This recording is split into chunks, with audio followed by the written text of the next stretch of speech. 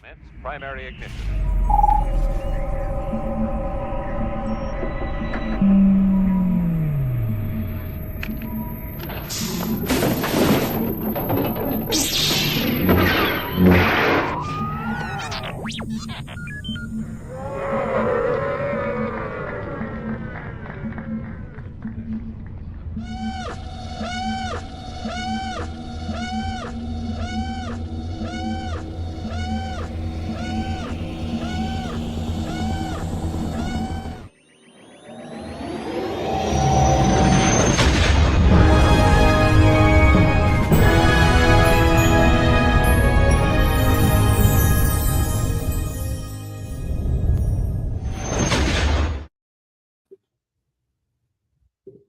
Hello, everyone, and welcome back to the Life at Lightspeed podcast. My name is Colin. And I'm Brooke. And we are here to talk about... Star Wars. Really? No. We're here to talk about our son because he's the cutest baby that's ever lived. As always, thank you so much for tuning in live. You can follow all of our adventures at Life at Lightspeed podcast. And then also go and check out Virtual Cantina because that is what this podcast is sponsored by. They are a fantastic group. They are traveling all over the place to different conventions. Not only that, there's a lot of stuff going on next year. So go to virtualcantinanetwork.com. There's so many great things that are, coming to the Star Wars universe next year, and Virtual Cantina Network is a big part of it. So go and check it out. But yeah, let's dive straight into it. Again, this is another episode of Nap Roulette where we will see if our son stays asleep during the podcast. Yep. So place your bets now. Yeah. But Hayden got to go to his second official con, Grand Rapids Comic-Con.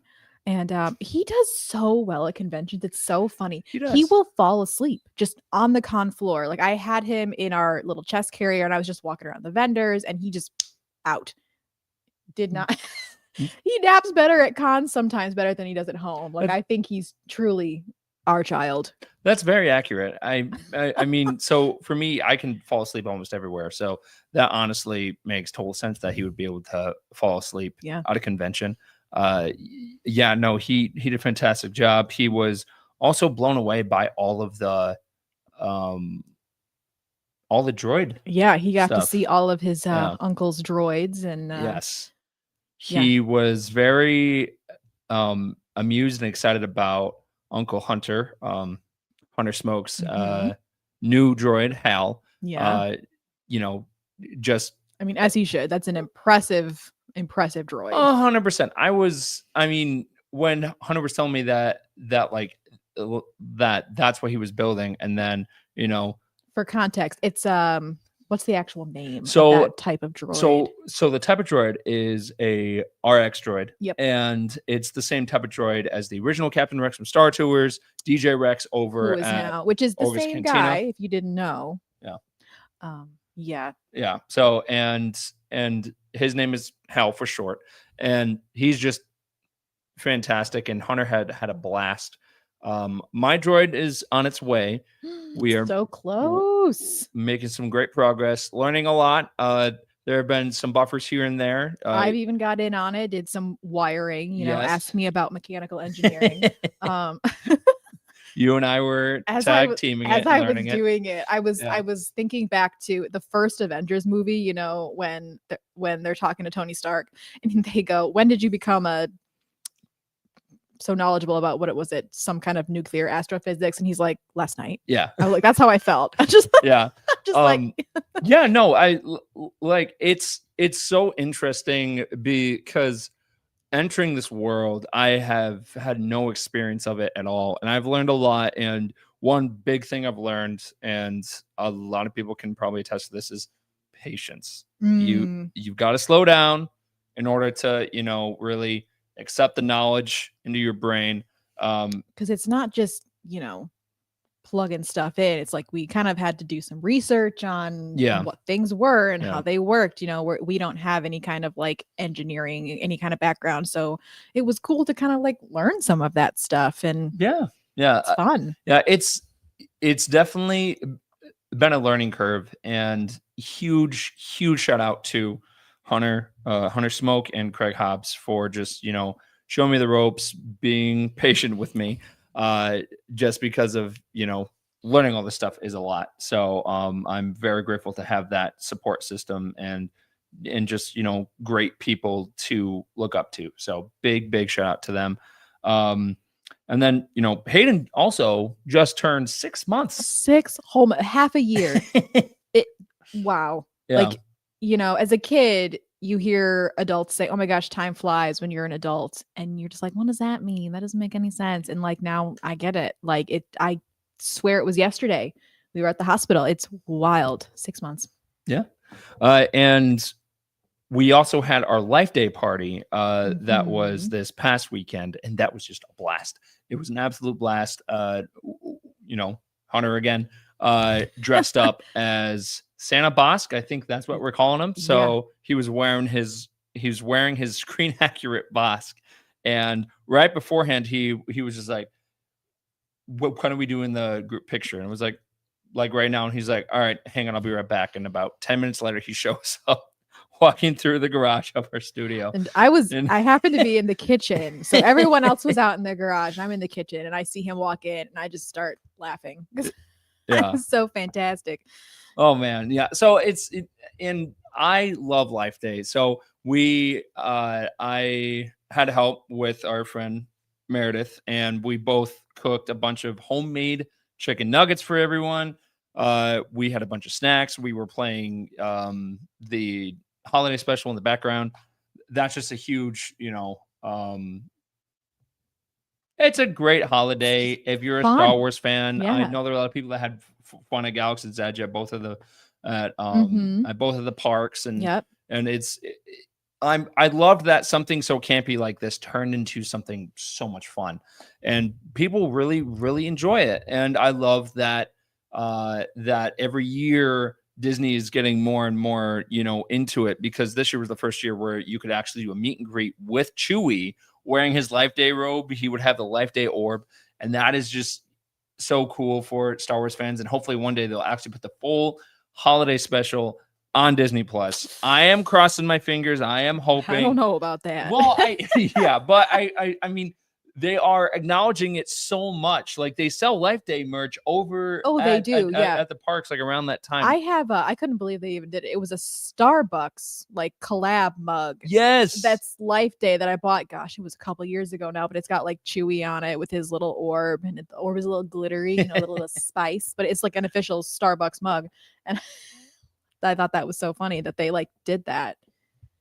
Yeah. And for Life Day going forward, I can't wait to, keep seeing what they, add more to the chaos of the holiday every year. And I can't wait for Hayden to, experience the chaos and the weirdness of what Life Day is. Do you think they'll either ever like redo the holiday special or make like a different one? Because they did like the Lego one. Yeah. I loved the first one that they did with the Lego because the time travel, like all that stuff was cool. But one of my personal favorites is that Max Rebo was in it, and he's got 4 limbs. Just saying. I know it's Lego. The Lego one does. Yeah. Okay. But yeah. So I am looking forward to seeing what they actually do going forward with the holiday. But yeah, Hayden had a blast that weekend. He's been doing great. He crawled. Oh my gosh. Yeah. So he's doing like the army crawl, so that boy moves. Yeah. We introduced him to some solid foods, and he decided he was ready for lasagna on his own. Don't leave your plate on the floor with a mobile 6-month-old. Let's just say that. Yeah. We were hanging out in the living room, and Brooke just put the plate down for 1 second. It was nowhere near him at the time. He crawled across the room. It's a fast little bugger. Yeah. He definitely crawled across the room. So And pretty soon here, now that he's mobile, we're gonna have to do that trending light side versus dark side lightsaber choice. So there is, and we have something in the works Yeah. for you guys. Yeah. You'll have to keep an eye out, and so that'll be fun. Yeah, we've got something going on with the Saber company. So stay tuned for that. We'll be posting something next week, which is super cool. But yeah, so Hayden's doing great. Holidays are coming up. With that being said, we are approaching near like the end of the year. Wild. And going into next year, there is a lot of stuff to look forward to. The Mandalorian and Grogu. Yes. There's been I've missed them. Yeah, I missed them. There has been a lot of small, like, kind of details that have been coming out about that movie.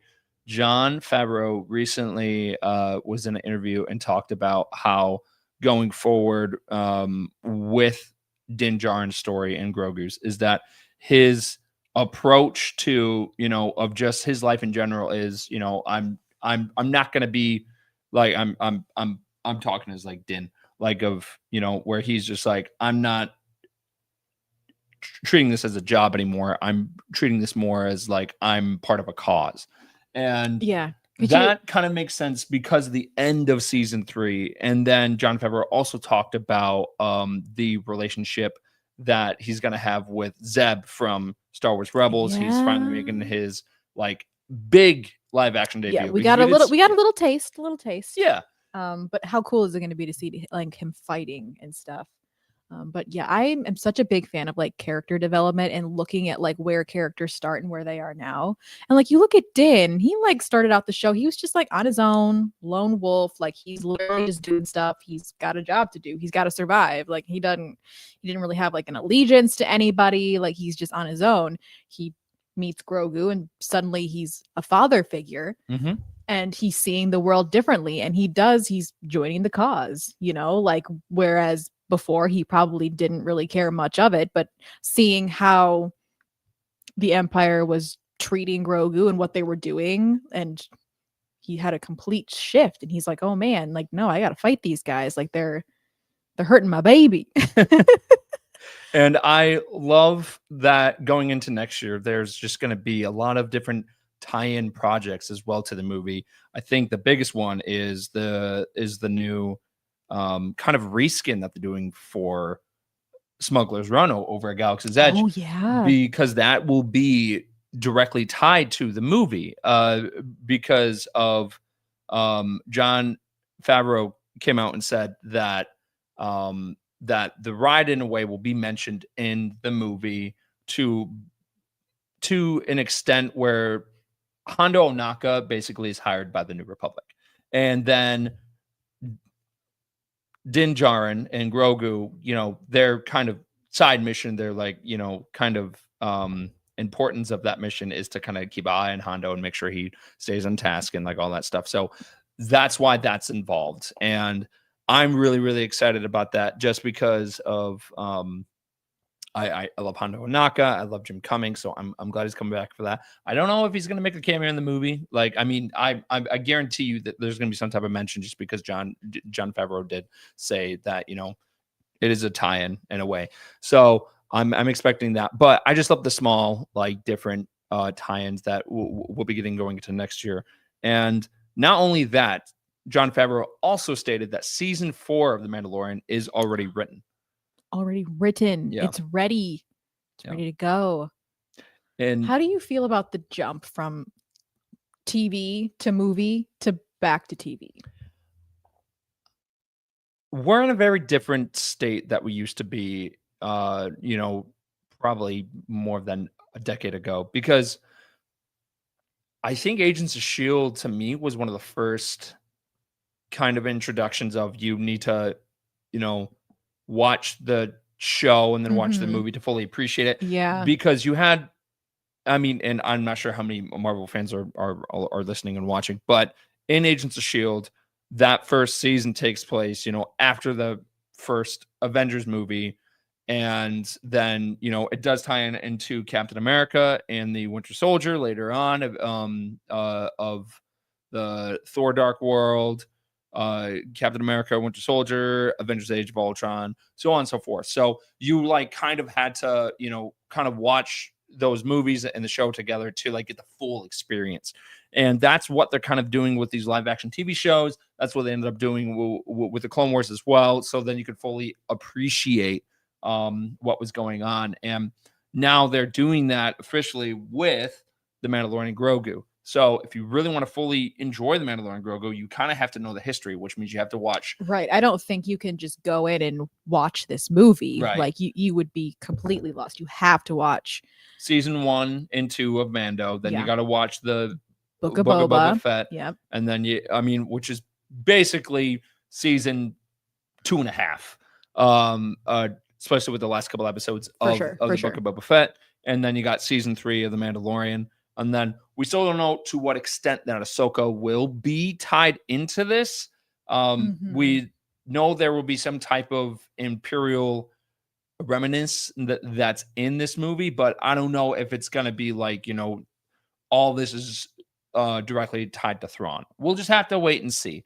But it's really interesting of that kind of. I think it's an interesting choice, specifically in this, to have the TV show. You have 3 seasons of it, and then to go to a movie, and then you're going to continue the show. Yeah. I think that's an interesting choice. And I'm curious why. Have they like really said why they decided to do that? Like, why not just make the Mandalorian and Grogu movie a TV show? Okay, so nothing official that has been said, but my theory is,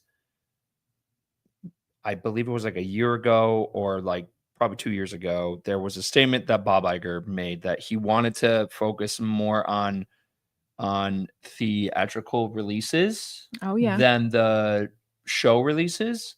And I think this was originally, and again, this is just my speculation, that this was originally supposed to be season 4. And then they turned it into a movie. And I think because they turned it into a movie, in a way, I think that's good because they got more of a budget for it than what they would have had for the TV show. And we also haven't had a Star Wars movie in the actual theater, like a new one, since 2019, which is crazy to think about. Dang, yeah, that is crazy to think about. Yeah. And there's also a rumor that this is the beginning of like a trilogy of movies, but with Jon Favreau talking about season 4, who knows where that, that rumor still stands. But I'm really interested to see of what the next couple of years is going to look like, because jumping from a big movie back to a TV show, and then, maybe in a couple of years, we'll finally get that Dave Filoni Avengers type style film where like we have a big crossover with like most of the characters from Ahsoka and stuff like that. And Ahsoka season 2 is coming out next year. We still don't know the official release date for it, but that's going to be huge too. Next year's kind of going to be big for Star Wars because you got Maul Shadowlord. Yeah. You've got The Mandalorian and Grogu. You have Ahsoka season 2. So there is a lot to look those forward are all to. Those are all big names in Star Wars. Like those are all very, very popular characters. Yeah. So only time will tell, but that movie I'm comes out excited. in May next year. I'm stoked. Yeah. I feel like we've had like a little bit of a lull in Star Wars, and I'm ready for more stuff. More stuff. Give me the stuff. Yes, exactly. And in other Star Wars news, Young Jedi Adventures season 3 is coming out. Yeah. I haven't at least watched that. Have you watched any of that? I have. Bit. I was intrigued by it. It's definitely meant for kids. It takes place during the High Republic era, but not only that, it actually kind of stays true to like the canon of the High Republic books, because I remember we got to like the to a certain part of the story of Young Jedi Adventures where it was actually crossing over with some of the adventures they were doing in the High Republic books. And it was like, even though this is a kid's show, it's really cool that it's tying into those novels. I was going to say, just because it's a kid's show doesn't mean that it can't still stay true to the storyline. I love that. Right. Awesome. Yeah, we're going to have to watch that together because like Hayden's going to want to watch it. Yeah. I'm excited for him to experience that. It's going to be a while before he like he'll watch TV Yeah. because he's like, "Ooh, what's that on the TV?" But he doesn't know what he's watching. Our nephew has watched it. I don't know if he's watched all the way through, but what from my brother was telling me that he liked it for the most part. So All right. Yeah. 10 out of 10. But yeah, so that is that's coming out, I believe, the first week of December. So that's, very soon. Yeah, very Gosh, very that's soon. like a week away nearly. Yeah. Yeah. So yeah, no. The other thing as well. Sorry, we're having technical there. No, got it. Yeah, maybe. Oh. Ah. There There we go. Yeah. So the other news is that for the children and family Emmy nominations, Skeleton Crew. Yeah, what did they say? 17 nominations. Yep, including the Rebuild the Galaxy. Yep. And Young Jedi Jedi Adventures were all speaking of, nominated. yep. Yeah. So that makes me very, very happy that that Star Wars keeps getting recognized in a really good way. And at the end of the day, Star Wars is meant for kids. That's what it was created for. And yeah, as it has evolved, there's definitely some things I would say that are a bit geared towards the adults that the original movies were initially geared towards, right? Like when they were kids, when it was coming out, like they've kind of like evolved with them. I can't say me, I was not born yet. But still creating stuff for kids. And I loved Skeleton Crew. I just thought it was so fun and just kind of refreshing to like, it wasn't really a part of like the Skywalker saga. No, it was just like, it was its own thing, but in the Star Wars universe, so it had the same vibes, and it was just fun. It was fun. Yeah.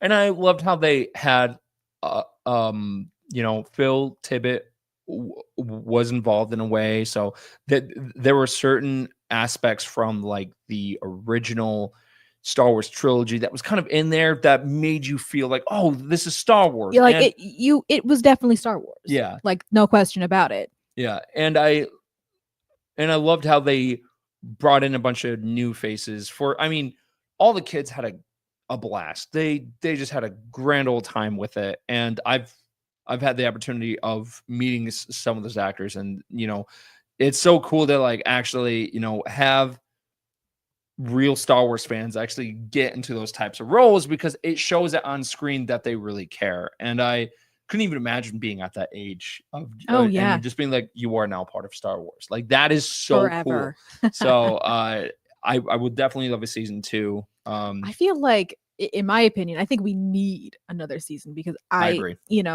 They explained that like, it's part of all these systems, and it's what's the word? Like a treasury, Yeah. But like, in my opinion, they never said the big why. Like, why do all those planets exist? And why are some of them deserted? And why was this one still so protected? Like, I still felt like I had some questions that I'm calling like the big why. And so I think they need to keep going. I also don't think that Silvo's character is like done. No. Yes, he's a pirate, but I never got the sense that he was actually going to harm those kids. I think he was all talk. And so like, I think he's a bit more complex, and I think there's a bit more to him that I need to see. Also, where'd he go? Like, I don't think they captured him. No. I think he escaped. Yeah. They never really said, but the other thing too is that there actually was a deleted scene that there was a scene that was filmed of his old Jedi master, and it wasn't 100% clear like if it was Order 66 and stuff like that, but they did film that. Like, yeah, because I have questions about that too. Like, yeah. So I would really, really love for them to, if we ever do, I think we'll down the road please do it, where it will end up coming out on Blu-ray, and then they'll put some of the scenes on there. But I think Skeleton Crew was just a classic adventure, fun, and also, with every new show, there's always that chance that this is the introduction to Star Wars for someone, and having kids, have this as their introduction is so cool, because that widens their expansion of what Star Wars is. And I think that something that I would have loved growing up is we had episode 1, 2, and 3, 4, 5, and 6. Yeah. That was it. And then we had the Clone Wars. But then later when I grew up, then they had all, we had Disney Plus and all the Mandalorian came out and all that stuff. So having that huge category of what Star Wars is now, you have a huge catalog of what you can watch. And the great thing about Star Wars is that there's different variants of Star Wars for everyone. Maybe Star Wars Rebels or, Clone Wars or something is not your thing, but then you've got the sequel trilogy and it's so cool to have that giant catalog of different variants of Star Wars. Yeah, and you know what I really like is talking to people and hearing what their like favorite show or movies are and why. Like I love talking to people and like having them explain like why this certain thing resonated with them so much. And like I've got friends who resonate with different things. Some people they disagree, right? And they're like, I didn't really like that, but someone was like, oh, but I loved it for this reason. And I think that's beautiful. I think there's Star Wars for everybody. Speaking of, how has Star Wars impacted your life? Like, oh man, I mean, I take so many life lessons from it, like just one though. just one. Just give one example because we could We'd be here podcast all for night. like days and Okay, talk so about this. I really love this concept of the Force, like this living power, this living vibe of just like everyone is connected in some way, like all of our lives are interconnected, and not just like I apply that to like the real life, like not just like people like you and me, but you think about like all the like animals, plants, just everything that's in our universe. Like I just truly do believe that we are all connected in some way. Like we're all here, we're all alive, like at this point in time. Like so yeah, the concept of the Force to me is really, really beautiful when I like deep dive into it, because I do, like, in a sense, I do believe in the Force, because I think that's real and true. Like we're all connected. That was beautiful. Thank you. I think for me it's James Earl Jones was a huge inspiration for me growing up, and I don't talk about this that often, and people are surprised when that don't know me personally when I tell them. But growing up, I had a really bad stutter, and it comes and goes, still to this day, when I'm super tired or anxious or anything. But James Earl Jones was a really big inspiration for me because he also is from the Midwest, and he grew up having a stutter as well. And the fact that he became Darth Vader and in this iconic voice, and that carried over to of his stutter and like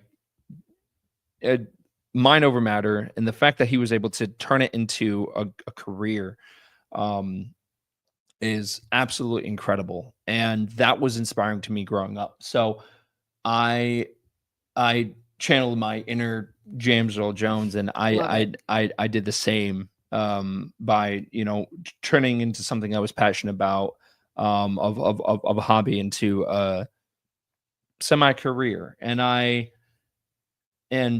that just goes back to Star Wars, which is, you can be anyone. You don't need to be a Skywalker. You don't need to be a Solo. Your story matters. And the fact that, you can start off small, and if you put your mind to it, and you put your feet in the ground and you just, keep running, you can go the distance. And I think James Earl Jones is a huge testament to that. So that was a huge part of, me growing up and just overcoming it. And it still comes and goes, but it was very tough growing up, having that stutter, because I just feel like, I just wanted to speak, and I couldn't speak without stuttering. And then, after learning about James Earl Jones, I really, really, wanted to, do something very similar to what he did. So, yeah, I'm gonna say James Earl Jones was a huge inspiration, and still to this day for me. But yeah, I love that. yeah, but yeah, That's just one thing from each of us. We could go on. we definitely could. So going forward with our schedule, the holidays are coming up. Busy. And for us posting the episodes the next day, either it will be the next day or it will be that following Monday. We will do our best to be sticking to our Fridays for our schedules. And then when we, soon there will be some new trailers dropping out for the Mandalorian and Grogu, most likely, probably for Maul Shadow Lord as well. We will keep you posted on all of our feeds. Like I said, check out the Virtual Cantina Network. There's always exciting things going on with them, just across all channels. Check out all of the different interviews that we've done. And also, Rebel ScumCon is next year. And I'm telling you, the list just keeps growing and growing. I am getting excited. Like, Yes. you got to go this year. Yes. And so I'm going to get to go next year. And I'm so stoked. Yeah. No, I mean, it is one of the best Star Wars experiences that you can have, because you've got Galaxy's Edge, you've got Star Wars Celebration. But I think one of the greatest things about Rebel ScumCon is that it feels like home. Like you are stepping into a convention, but this isn't your traditional convention. Like if you really love Star Wars, Rebel ScumCon is the place to go. And it just feels like home, of the atmosphere, the incredible people that run it, and the guest lineup as well. Everyone's so friendly, everyone's so kind. So if you have a chance to go, do it. Yeah. Well, I think just cons in general, I think the awesome thing about them is like the human connection. Yeah. Because you can like chat with people on the internet about your likes and whatnot, but there's something about like actual human connection, about being in a group of people, talking about being immersed in the stuff that you just love so deeply. Mm-hmm. There's something to it. And so, yeah, if you've like never been to a con before and you're like, do I go? Try it out. Like, obviously they're not for everybody. They can be a little crazy, mm-hmm. but I do think like overall they're like, that's just such a beautiful experience for fandoms, any fandom. Yeah. And that con is just all of that, and just it's home. Again, that is the best way to describe it. So if you have a chance, go next year. You can buy your tickets now, and you can also check out some of the guest lineup, rebelscumcon.com. Go and check it out. But yeah, I think that's it for this week. Probably. Yeah. Trying to think of. I think we're gonna win Nap Roulette. Yes, he isn't. Still asleep. He's not. He's not awakened. But again, go and check out the virtualcantina.com. And we owe them a lot. And we're just one part of it, you guys. Like, there's so many other things that you can go. I think the best way that it was described to me is that the Virtual Cantina Network is an ice cream truck, and then we are. Oh, sure. We're just one flavor. Yeah. What flavor are we? Ooh, that's a good one. Can we be Superman? If you're not from like Michigan, you probably don't even know what Superman ice cream is. Why not Blue Moon ice cream? I love Blue Moon ice cream. Blue Moon's fine. Blue Moon is fine. It's 1/3 of Blue Superman. Moon is fine. How dare you? I don't even know who you are anymore. I just said it's good. It's fine. But if I had to pick between just Blue Moon and Superman, I'm going to pick Superman. Okay. Well, that being said, we're out of time. Thank you so much for listening. We'll see you next week. May the force be with you. Forever and always. Forever and always.